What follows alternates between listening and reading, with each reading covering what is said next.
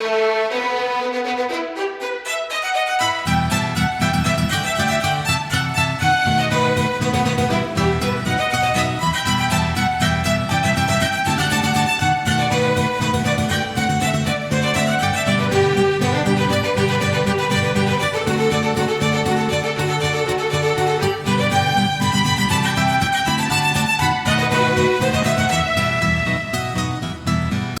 Guys, स्वागत है आपका एक और नए वीडियो में। आज हम जाने वाले हैं सांची स्तूप देखने।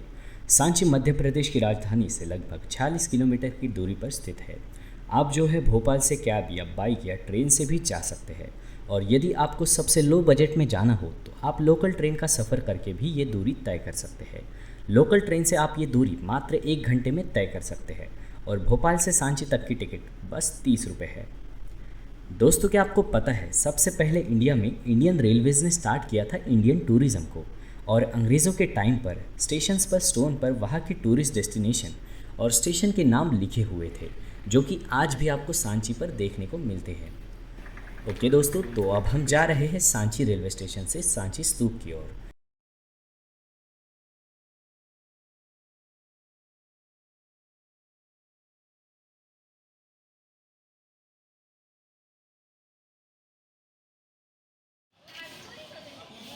देखो गाइस, ये है आर्कियोलॉजिकल म्यूज़ियम, यहाँ से होता है वेलकम। और ये बुद्ध जम्बूद्वीप पार्क।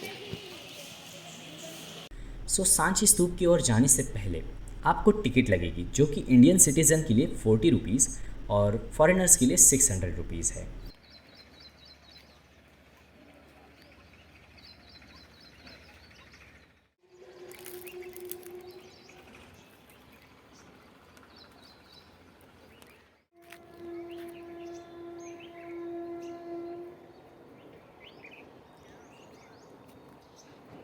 जो ऊपर का नज़ारा है भाई, से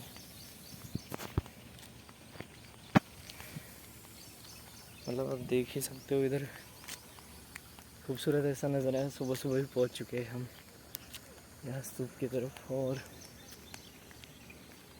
वैसे ये देखो, देखने लायक है।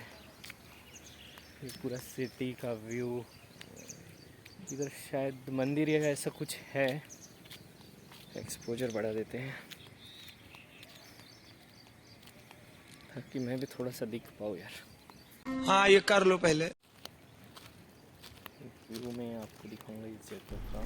यहाँ से आपको सांची स्तूप तक जाने के लिए 2 मार्ग मिलेंगे। इसमें से एक न्यू मार्ग है और एक है ओल्ड मार्ग। सो गाइस, ये जो सीढ़ियों वाला रास्ता है ये है ओल्ड रास्ता, और ये है न्यू रोड, जिससे आप गाड़ियों से भी स्तूप की तरफ जा सकते हो। बट ये सीढ़ियों वाला रास्ता भी सेम ही जगह जाता है।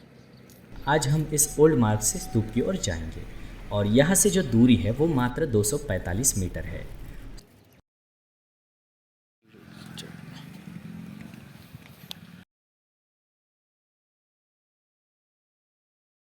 अब फाइनली हम ऊपर पहुँच चुके हैं, और मैं आपको बताना चाहूँगा कि यहाँ आप कुछ भी खाने का या ट्राईपॉड या ऐसा कुछ भी अंदर नहीं ले जा सकते हैं।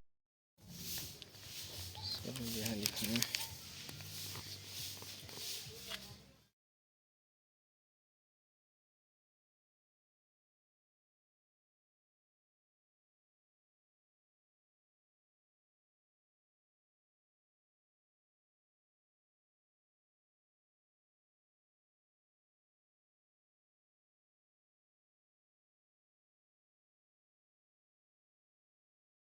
क्या आपको पता है बुद्ध धर्म में सांची को एक पवित्र स्थान माना जाता है? पर क्या आपको पता है भगवान बुद्ध कभी सांची नहीं आए, फिर भी इस जगह से उनका बहुत गहरा संबंध है। यदि आपको नहीं पता कि क्या होता है स्तूप, तो मैं आपको बता दूं, स्तूप जो होता है वो होता है समाधि। ये हॉलो नहीं, सॉलिड होता है। इसमें अंदर जाने के लिए कोई भी रास्ता नहीं है। जैसे कि मैंने आपको बताया कि बुद्ध यहाँ कभी नहीं आए। ना बुद्ध ने अशोक को देखा, ना अशोका ने बुद्ध को। इन दोनों में लगभग 200 साल का अंतर है।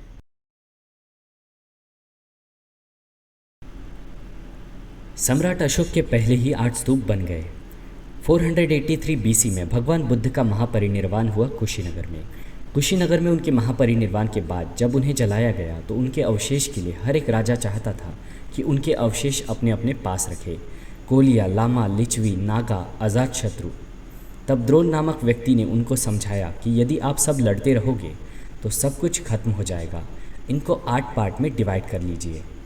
क्या आपको पता है सम्राट अशोक ने सांची को ही क्यों चुना? नहीं पता तो मैं आपको बता दूं। जो कलिंग वॉर हुआ 206 BC में, जिसमें खून की नदियां बह गई, लाखों लोग मारे गए, जिससे अशोक का हृदय परिवर्तन हुआ, वो चंड अशोक से धर्म अशोक हुए।